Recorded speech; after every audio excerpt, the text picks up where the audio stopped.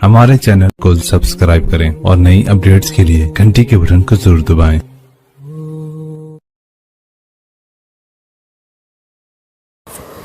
बिस्मिल्लाहिर्रहमानिर्रहीम। अस्सलामु अलैकुम वरहमतुल्लाहि वबरकातुहू। नाज़रीन इकराम, आप देख रहे हैं ज़मज़म ग्राफी गुजरात फाइल्स पसे पर्दा हक़ाइक़ का इंकिशाफ। इस किताब का सिलसिला जारी है। आइए शुरू करते हैं। यहाँ पर राना अय्यूब और चक्रवर्ती के दरमियान गुफ्त शुनीद का सिलसिला जारी है। सवाल है, क्या आपकी जराह यानी आपकी पूछताछ तमाम कमेटियों ने की? जवाब, हाँ। सवाल, ज़्यादा असरदार कौन सी कमेटी थी? जवाब, देखो, वैसे तो नानावती कमीशन उनके लिए ज़्यादा कारगर थी। तुम समझ रही हो ना मैं क्या कह रहा हूँ? सवाल, आपका मतलब है सरकार? जवाब, बिल्कुल सही। देखो, मैं उनके कानूनी चाराजोई करने वाले मुस्लिम वकलाए दिफा या मीडिया के सामने जाकर तो ये सब नहीं बोलूँगा। हाँ, अलबत्ता मैं मुनासिब कमीशन के सामने बोलूँगा। सवाल, और सुप्रीम कोर्ट ने जिसको कायम किया था उसको तो गैर जानिबदार होना चाहिए, यानी कि किसी की साइडलेस होना चाहिए उसे। जवाब, हुआ यूं कि एहसान जाफरी की बेवा ने शिकायत दाखिल की थी। सवाल, आपके वज़ीर दाखिला भी गिरफ्तार किए गए थे, क्या आपने उसकी मातहती में काम किया है? जवाब, ओ हाँ, उसके साथ मेरी हमेशा ठनी रहती थी, यानी हमेशा हमारा 36 का आंकड़ा रहता था। सवाल, फसादात के दौरान या दंगों के दौरान? जवाब, नहीं, फसादात के बाद अक्षरधाम वाक़ई के बाद वो आया था।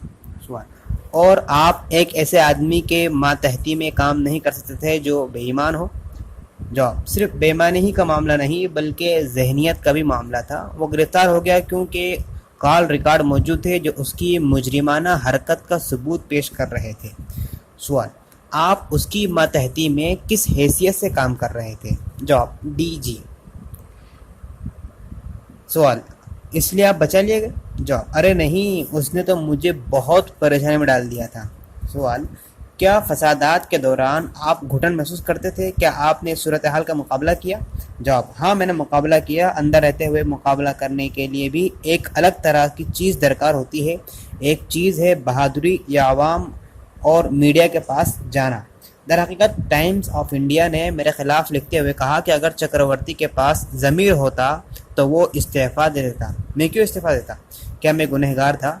क्या मैं फसादियों के साथ साजबाज कर रहा था? उसके बरक्स मैं अपनी तरफ से लोगों को बचाने की पूरी कोशिश कर रहा था। मुझे इस बात का भी खदशा था कि जो आदमी मेरी जगह आएगा वो शायद उनकी मदद करेगा। सवाल, क्या अगर आप वहाँ नहीं होते तो क्या ऐसा होने का इम्कान था? जवाब, हाँ। सवाल, अगर बंद का ऐलान नहीं किया जाता तो क्या हालात बेहतर होते?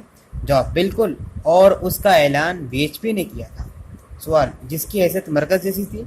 जवाब, ठीक, वीएचपी बरसरे इक़्तिदार बजमात बीजेपी का एक बाजू है, यानी वीएचपी बीजेपी का दाहिना बाजू है। सवाल, क्या उसने अहकामात दिए थे कि कार्रवाई न की जाए? जवाब, उन्होंने कोई गैर कानूनी अहकामात मुझे नहीं दिए। वो अपनी मौत के परवाने पर दस्तखत नहीं करता। सवाल, अहकामात तो खुफिया तौर पर दिए गए होंगे, यानी आदेश और निर्देश जो है गुप्त तरीके से दिए होंगे। जवाब, ऐसा एक फ़र्द का दूसरे फ़र्द से ताल्लुक़ की बुनियाद पर होगा। ऐसे 20 लोगों के सामने नहीं होगा जिनमें से 5 हो सकता है कि तुम्हारे खिलाफ हों। सवाल, जो किताब आप लिखने का इरादा कर रहे हैं क्या उससे ब्यूरोक्रेसी और पुलिस फोर्स में हलचल मचेगी? जवाब, जब तक मैं उनके नाम न लूँ महज वाक़यात बयान कर देने से कुछ नहीं होगा।